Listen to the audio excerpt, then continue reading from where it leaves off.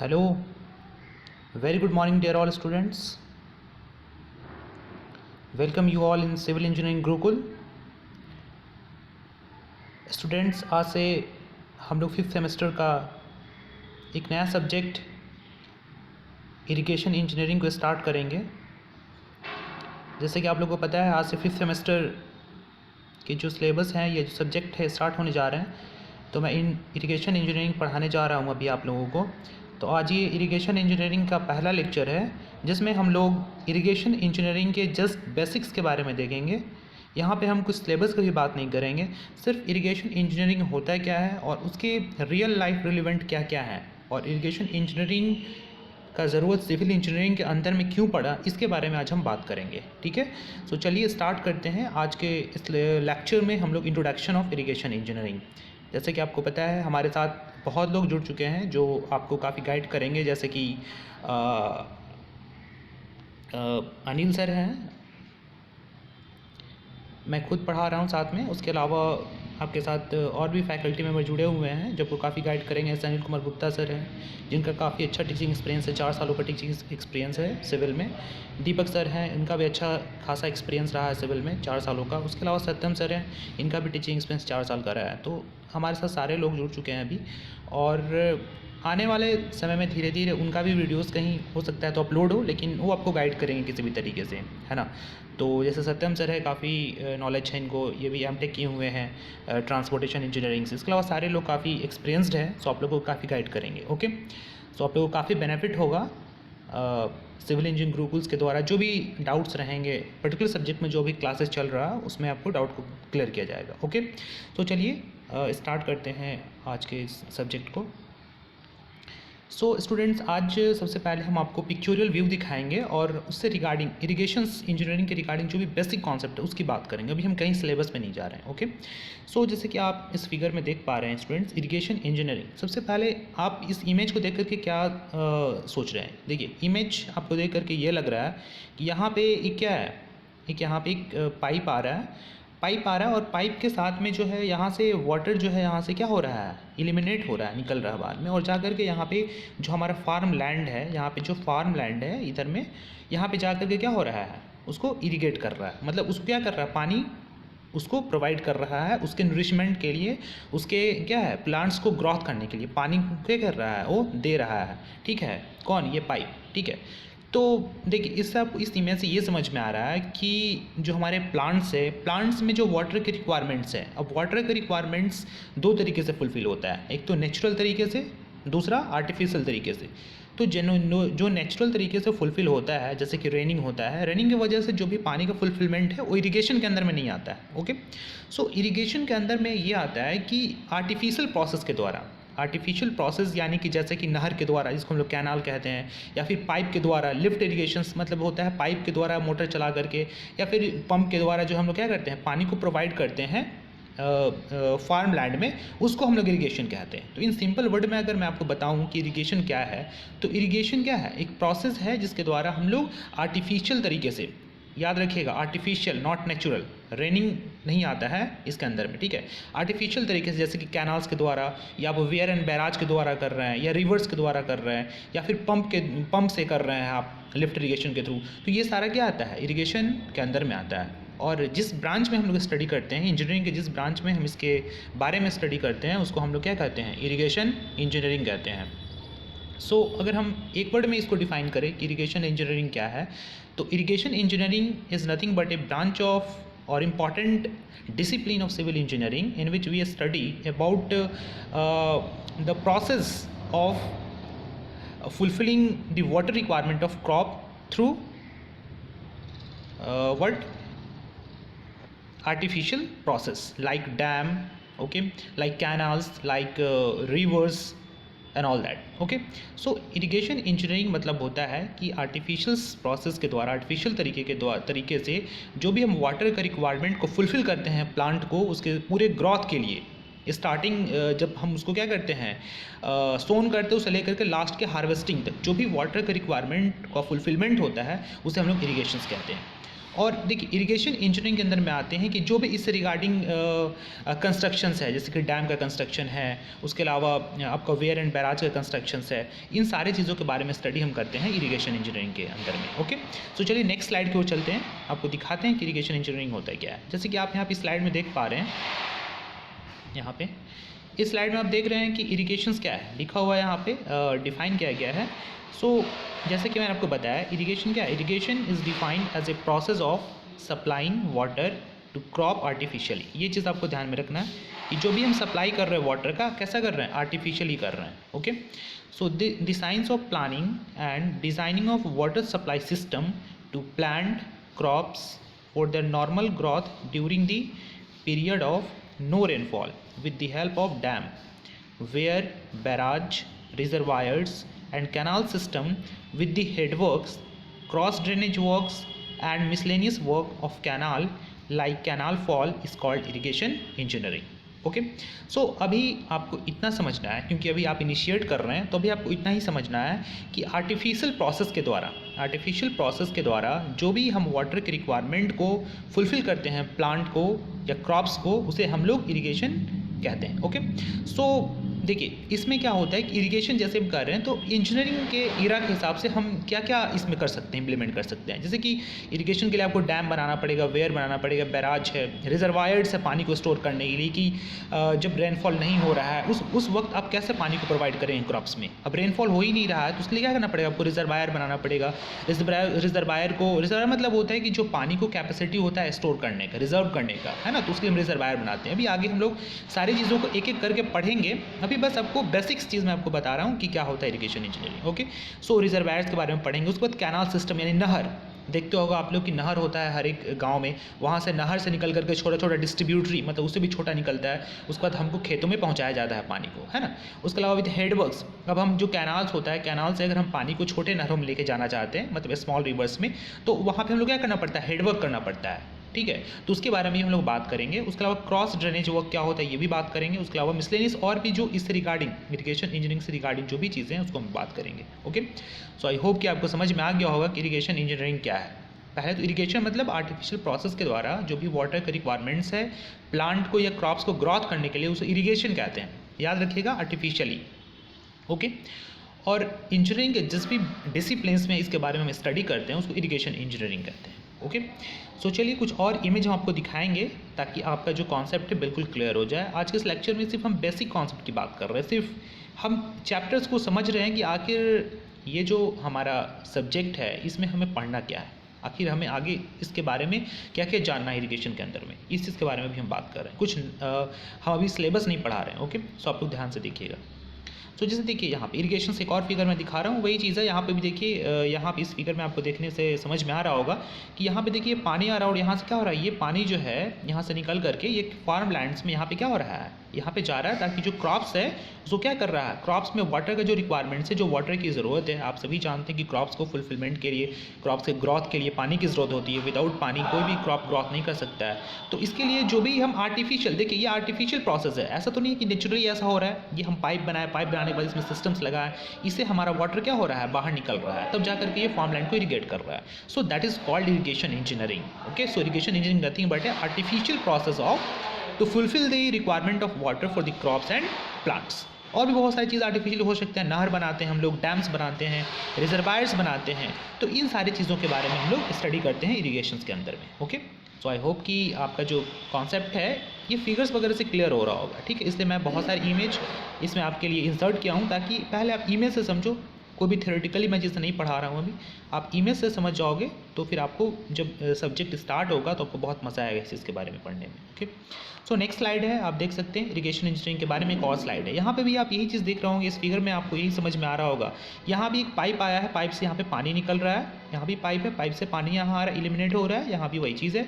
और जो हमारा यहाँ पे देख रहे हैं राइस का जो ये है पौधा है, वहाँ पे पानी जो है इरिगेट हो रहा है, पानी मतलब मिल रहा है ताकि जो क्रॉप्स है उसको पानी का पूरा रिक्वायरमेंट क्या हो, फुलफिल कर सके। ठीक है, दैट इज़ कॉल्ड इरिगेशन। ठीक है, इस फिगर से भी आपको समझ में आ गया होगा कि इरिगेशन क्या होता है।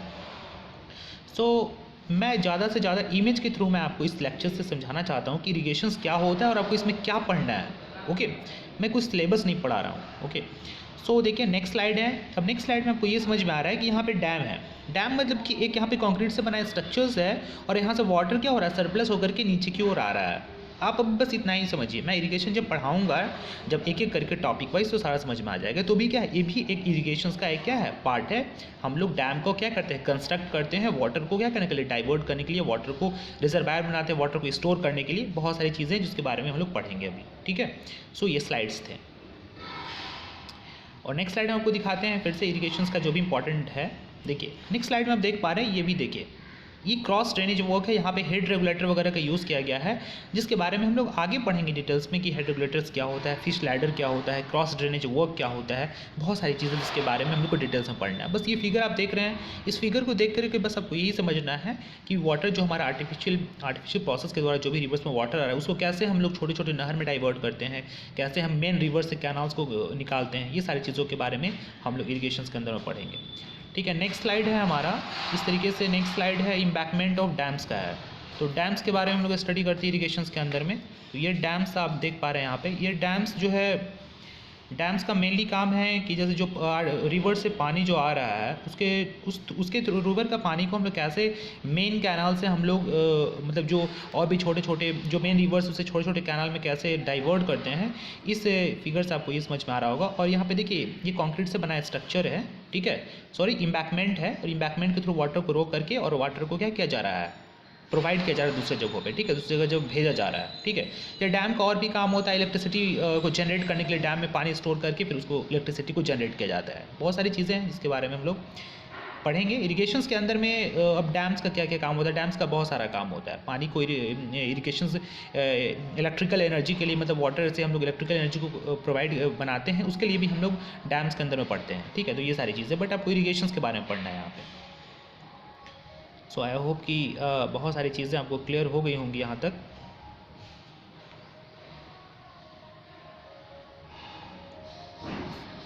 चलिए नेक्स्ट स्लाइड में आपको दिखाते हैं, फिर भी एक और फिगर है, इम्बैकमेंट डैम्स का ही है, ये तो आप देख चुके ऑलरेडी।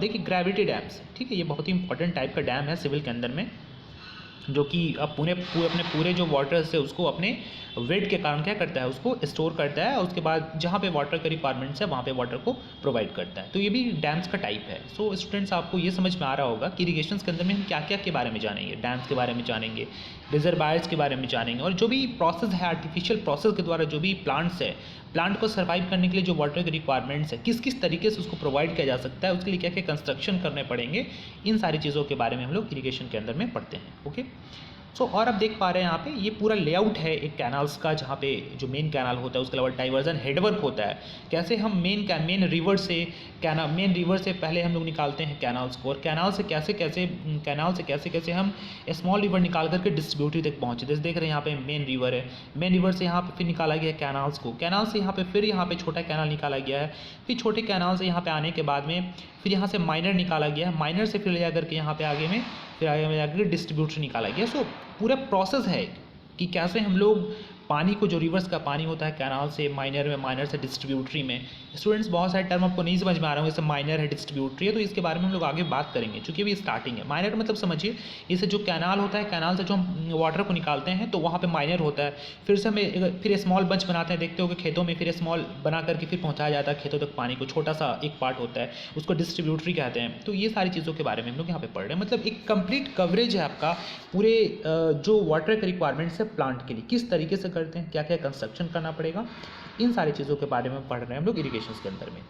सो मैंने बहुत सारे रियल लाइफ रिलेवेंट एग्जांपल्स जो है मैंने आपको बताया यहाँ पे कि इरिगेशन के अंदर में क्या क्या पढ़ना है, क्या क्या चीज़ें हैं, और बहुत सारे इंडिया में बने कैनाल्स है, बहुत सारे डैम्स बने हुए हैं, है ना।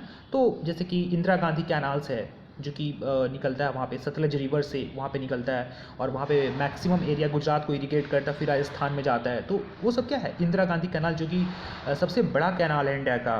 तो एक बेसिक नॉलेज है, मतलब इंदिरा गांधी कैनाल जो है सबसे बड़ी कैनाल्स है पूरे इंडिया का, जो कि मैक्सिमम इरिगेशन को प्रोवाइड करता है राजस्थान, गुजरात को होते हुए पंजाब वगैरह एरियाज़ में।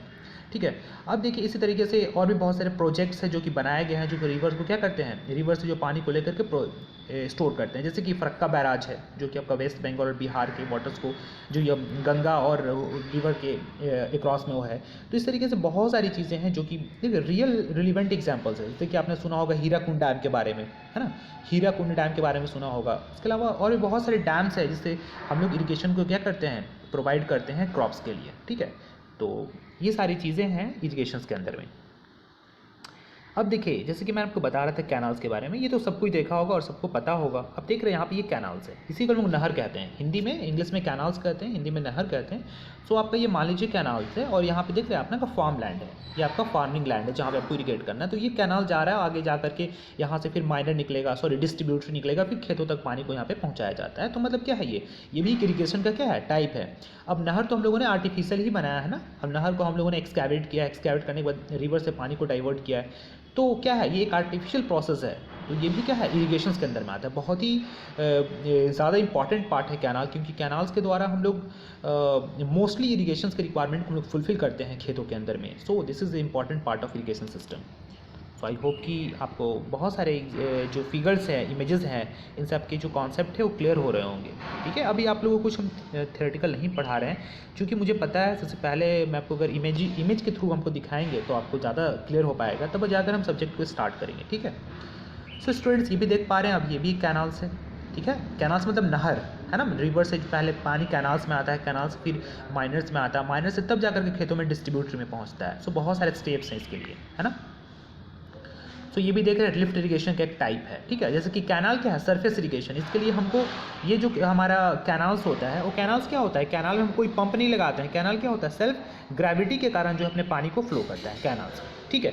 लेकिन देखिए ये क्या है, ये आपका है लिफ्ट इरिगेशन। इसमें क्या होता है कि हम लोग पानी को किसी पंप के थ्रू या किसी भी थ्रू उसको क्या करते हैं, लिफ्ट करते हैं, उठाते हैं, फिर जा करके हम लोग फार्मिंग लैंड में उसको ये करते हैं। जैसे कि पंप के थ्रू भी वाटर पंप होता है ना, पंप गांव में देखोगे, पंप के थ्रू हम लोग सरफेस से वाटर को निकालते हैं, फिर उसको हम लोग फार्म लैंड में इरीगेट करते हैं। तो सब क्या है, लिफ्ट इरीगेशन का टाइप है। और एक नहर है, तो नहर में क्या होता है, नहर में पानी जो है अपने ग्रेविटी के कारण फ्लो करता है, ठीक है।